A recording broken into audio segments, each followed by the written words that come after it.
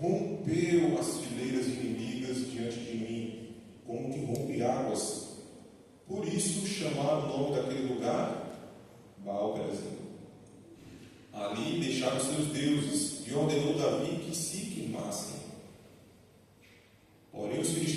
tornaram e fizeram uma investida no vale. Verso 14. De novo, Davi consultou a Deus, e este lhe respondeu: não subirás após eles, mas rodeia por detrás deles e ataca-os por defronte das amoreiras. E há de ser que, ouvindo tu um estrondo de marcha pelas copas das amoreiras, então sai a peleja, porque Deus saiu adiante de ti a ferir o exército dos filisteus. Fez Davi como Deus lhe ordenara, e feriu o exército dos filisteus desde Gibeão até Jezreel. Assim se espalhou o renome de Davi por todas aquelas terras, pois o Senhor fez temível a todas aquelas gentes. Irmãos, eu gosto demais dessa história, né? É uma história tremenda, uma vitória extraordinária do povo de Israel, comandado por Davi, contra os filisteus, né? Eu não sei você, mas eu tenho diversas batalhas na minha vida. Na verdade, acho que todo mundo tem, né? Temos lutas a travar, batalhas para guerrear. E era assim o cotidiano do povo de Israel naquela época. Todos nós temos batalhas hoje também, principalmente espirituais. Todo mundo sabe qual é a pedra no seu sapato, aquela luta diária que você precisa vencer como cristão, algo que você precisa deixar para viver uma vida mais harmônica com Deus. E todos os dias é uma batalha, ou não é? Todos os dias é uma batalha. E o povo de Israel naquela época, principalmente naquela época do rei Davi, né? Quando ele conquistou ali o seu reinado, muitas guerras que precisou travar. E durante toda a história de Israel nós vemos isso, né? Seja na época dos juízes, na época dos reis, sempre travavam batalhas, né? E nessa história desta manhã que nós lemos, nós aprendemos algumas coisas que nos ajudam a enfrentar as nossas batalhas e vencer as nossas batalhas diárias. Então eu quero fazer uma analogia desse texto para a nossa vida e aplicar algumas lições. Eu quero extrair a primeira lição desta manhã. A primeira lição, o primeiro aspecto que nós podemos ver nessa história é que há um inimigo real. Irmãos, nós temos um inimigo. E o nosso principal inimigo qual que é?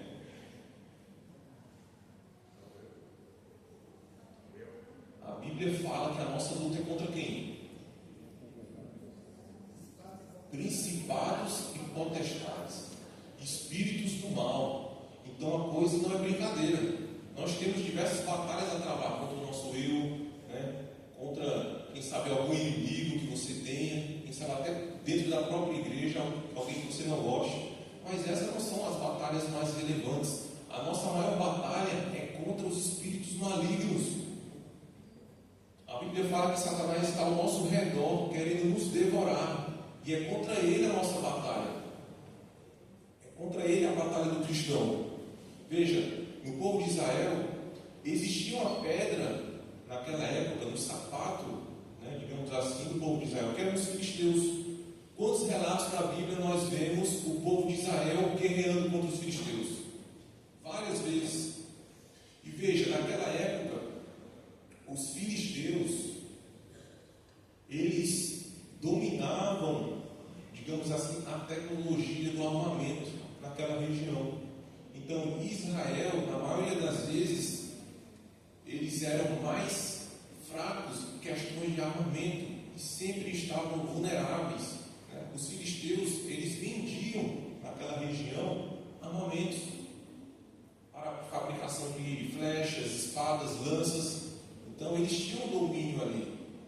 E vez ou outra, quando Israel estava ali, quem sabe, querendo crescer como reinado, os filisteus investiam contra Israel, né?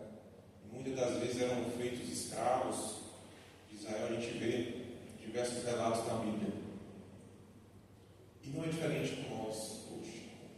Satanás, ele sabe quais são as nossas falhas, quais são as nossas fraquezas,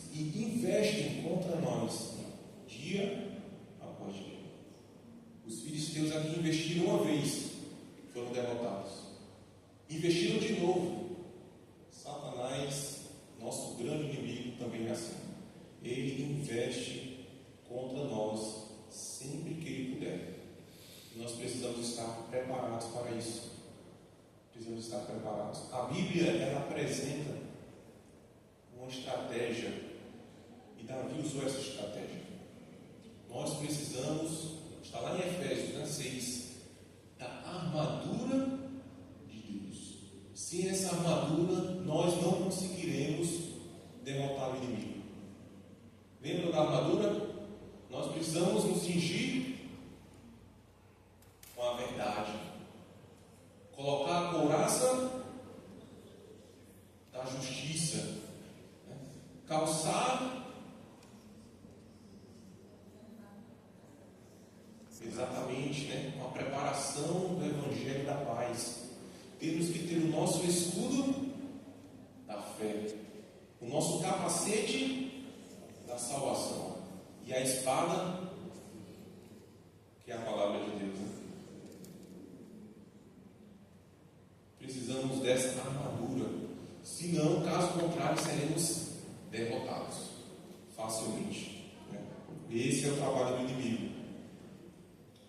Um segundo aspecto que eu queria destacar nesta manhã é a intimidade de Davi com Deus. Essa também é outra estratégia, né? Veja, quando Davi se tornou rei, quando a gente lê os capítulos anteriores, ele conseguiu reunificar ali as tribos, instalou a sua capital, trouxe a Arca da Aliança para a capital, estava se fortalecendo. Os filisteus o atacaram, com o tempo de que Israel crescesse. O que Davi fez? Ele foi para a sua fortaleza, ele chamou todo mundo, né? O verso 8 fala, saiu contra eles. Ou seja, no relato fala que para a sua fortaleza em Sião, e lá esperar a orientação divina. É isso que nós devemos fazer quando vem as batalhas da vida.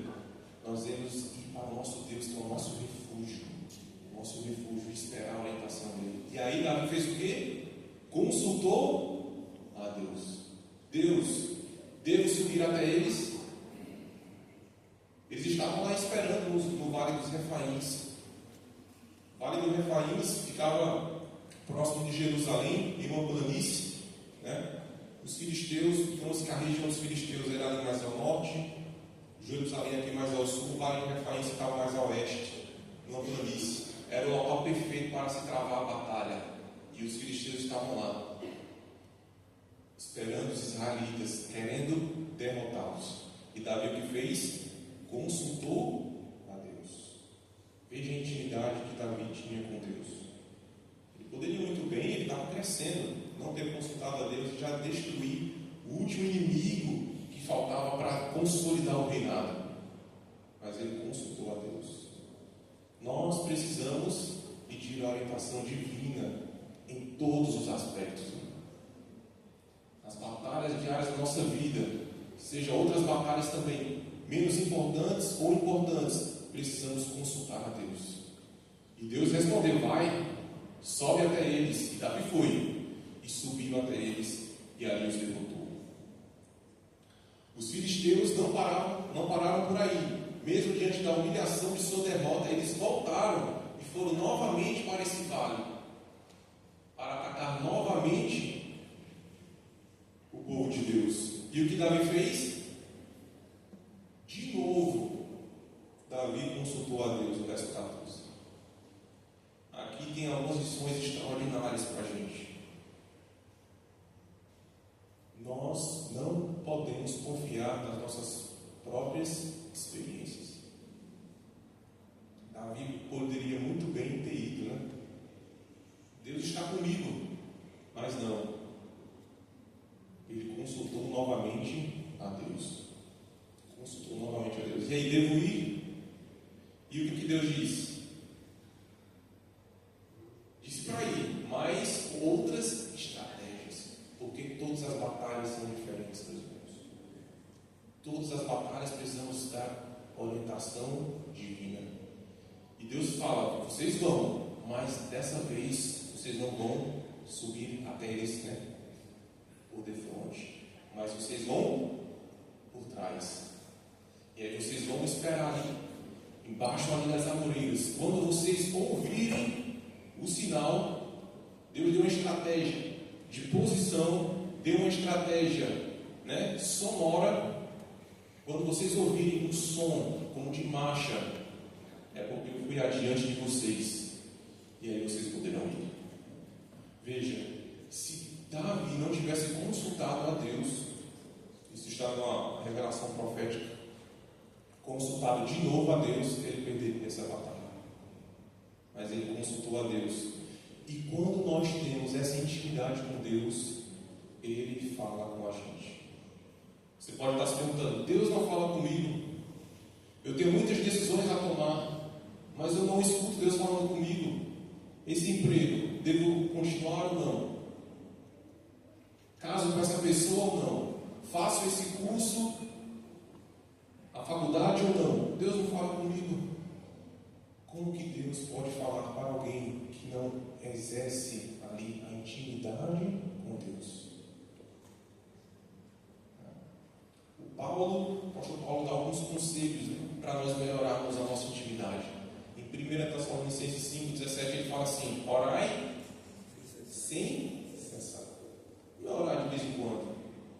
Não é orar só no momento da manhã ou da noite. É sem cessar. É uma vida de oração, um estilo de vida em oração. Paulo também fala lá em Colossenses 3,16: habite ricamente em vós a palavra de Deus. Olha os termos que Paulo usa: orai sem cessar, oração ilimitada. E com relação à palavra de Deus, que a palavra habite em nós. E não um habitar, não, um habitar ricamente. Estamos estudando a Bíblia ricamente? Estamos orando sem cessar? Davi nos ensina que essa é a chave para a vitória das batalhas.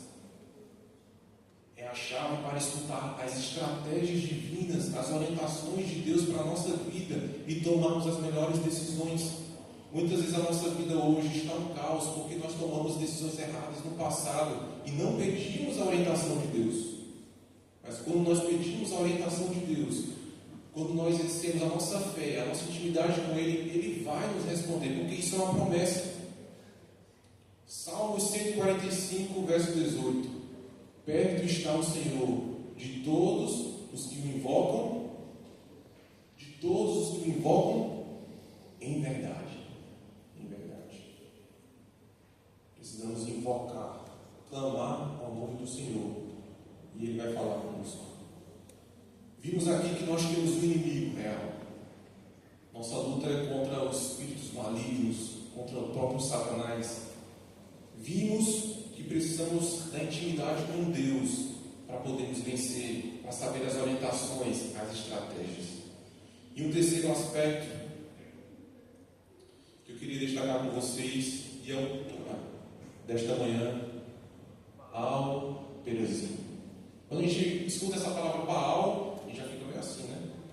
São os deuses aí diferentes, aí, os pagãos ali, Deus da fertilidade e tal. Elias lutou contra, os profetas de Baal, mas em hebraico, no original, Baal-Perazim significa, tem diversos significados, parecidos, o Senhor das brechas, o Senhor das rupturas. Mas a definição que eu mais gostei é o Senhor das separações. Por que deram esse nome nessa batalha? Nome naquele local, depois dessa batalha. Porque Davi teve uma visão impressionante. Deus ele foi à frente de Davi e destruiu o exército filisteu. Separaram literalmente os filisteus do povo de Israel. Os filisteus constantemente estavam atacando Israel. E depois deste momento, depois dessa vitória, você não vê mais no relato bíblico, enquanto Israel esteve com Deus, os filisteus atacando Israel novamente. Então veja, assim como a gente pega, quem sabe, o nosso dedo ou uma pedra e joga assim na água, faz uma separação, um corte, Deus ele saiu adiante de Davi, fez um corte no exército. Eu fico imaginando a cena, né? Deus destruindo o exército de Davi, vendo de longe ali, Deus saindo, não sei como é que foi, mas destruindo todas as tropas, quebrando tudo. E aí Davi disse, não, esse local vai se chamar Baal-Perazim, né? Porque Deus, né, separou definitivamente de nós o povo filisteu. Deus, ele vai adiante de nós nas nossas batalhas. Não somos nós que vencemos o maligno, é Deus em nós que vence. Davi falou, Deus, por meu intermédio, né, concedeu esta vitória. Né? Deus rompeu as fileiras inimigas de Filisteu. Baal-Perazim também significa isso: rompimento, separação definitiva. Né?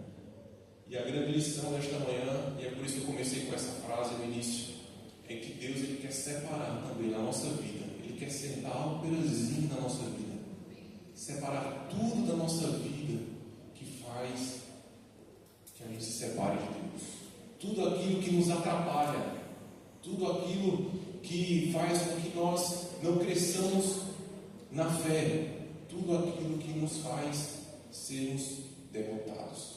Deus, ele quer vencer por nós. Fico imaginando a história de João, discípulo João. João era conhecido como filho do trovão. Certo dia, eles pregaram numa aldeia e ninguém quis saber das palavras de Jesus. E João e o seu irmão chegou para Jesus assim e disse assim: Senhor, o Senhor quer que nós oremos para que desça fogo do céu e consuma a todos? Esse era o João. Talvez o seu pior defeito era o seu temperamento agressivo. Era isso que mais separava dele de Jesus. Eu não sei qual é o seu pior defeito. Seu pior defeito de caráter, aquele pecado que você não consegue vencer. Mas isso era uma dificuldade para João. Mas quando nós vamos para os livros de João, no final da Bíblia, 1 João, 2 João, 3 João, esse mesmo discípulo que era considerado como um filho do trovão, agressivo, é só nós olharmos o tratamento que ele dá para os seus leitores. Depois você dá uma olhada lá, ele fala qual é o tratamento? Amados, filhinhos, meus filhinhos. Imagina uma pessoa agressiva falando desse jeito: amados, meus filhinhos, eu escrevo essas coisas para que não pequeis. Amados, sempre assim, os inícios de frases do livro de João. Houve uma transformação completa. E por quê? Porque João vivia com Jesus, era íntimo. Era aquele discípulo, provavelmente ali, um adolescente com seus 15 e 16 anos, que chegava em Jesus e colocava a sua cabeça no peito de Jesus. Imagina a cena: se você colocar a cabeça no peito de outro homem, hoje podem interpretar de maneira diferente, né? Mas tamanha era a intimidade que João tinha com Jesus. Era ali o seu pai, aquela pessoa que estava transformando o coração de João. Era aquele discípulo que na Santa Ceia, ali na ceia do Senhor, estava ao lado de Jesus, né?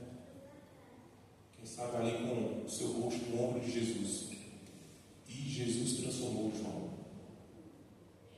Jesus pegou o seu pior defeito de caráter e transformou na sua maior virtude. Tanto é que é o discípulo amado, o discípulo do amor.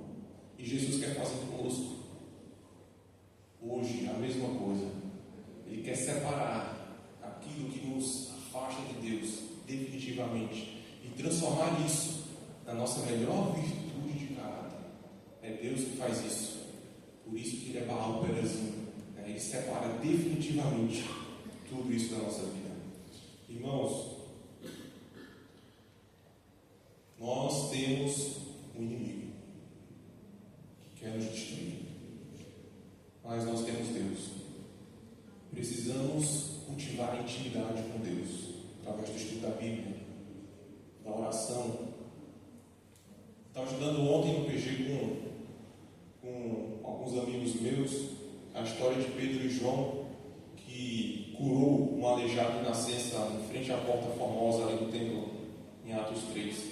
E os dois estavam indo para a igreja às 3 horas da tarde para o momento de oração. Precisamos cultivar a oração na nossa vida, o estudo da Bíblia, a intimidade com Deus. Então nós vamos ouvir de Deus as orientações, as estratégias e vamos vencer. Olha, Jesus Cristo está voltando. Não sei se você percebe, mas quando nós olhamos para os sinais deste mundo, Jesus Cristo está voltando. Quando Ele voltar, com a sua glória vai destruir todos aqueles que não aceitaram, não o adoraram verdadeiramente. Todos serão destruídos. Nós, os salvos, seremos transformados num piscar de olhos. Nós, o corpo será glorificado. Nós seremos revestidos da imortalidade, da incorruptibilidade. E neste momento, Deus vai separar o pecado definitivamente da nossa vida. Amém? Na volta dele, ele também será o pálperazinho que vai separar definitivamente o pecado de nossas vidas. Mas para que isso aconteça, precisamos ser verdadeiros amigos de Jesus, né? Verdadeiros íntimos, como Davi foi, como João foi.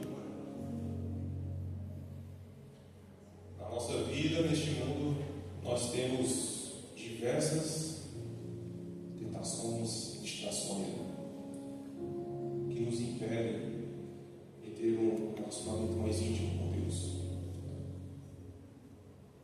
É essa a igreja de Laodiceia que fala, né? A igreja morna.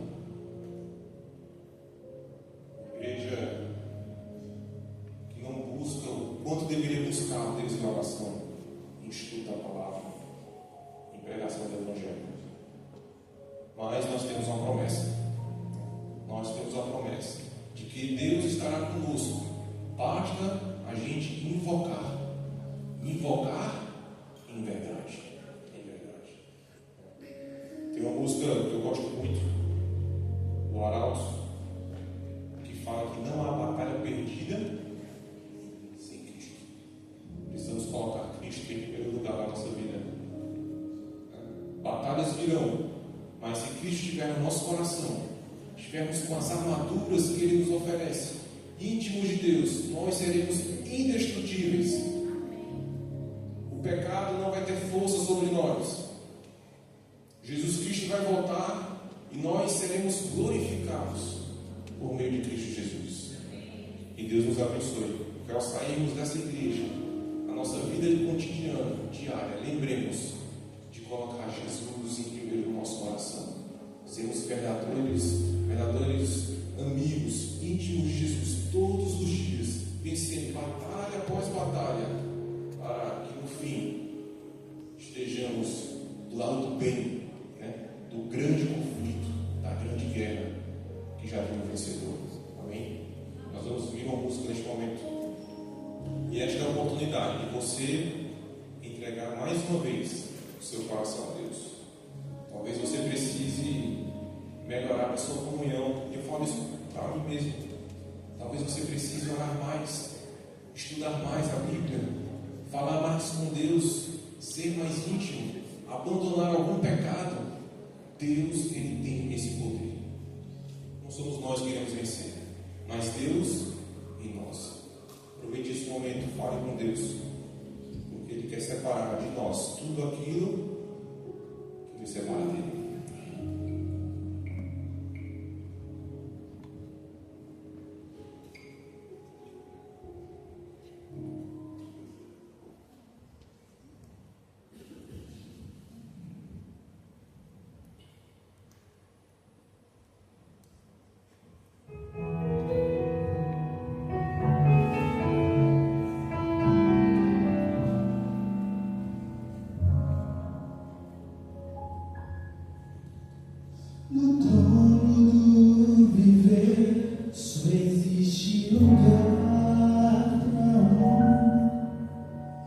lugar de quem governa todo o ser.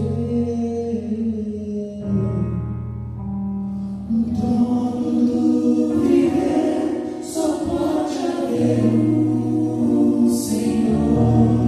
Se forem dois, um será amado e outro rejeitado.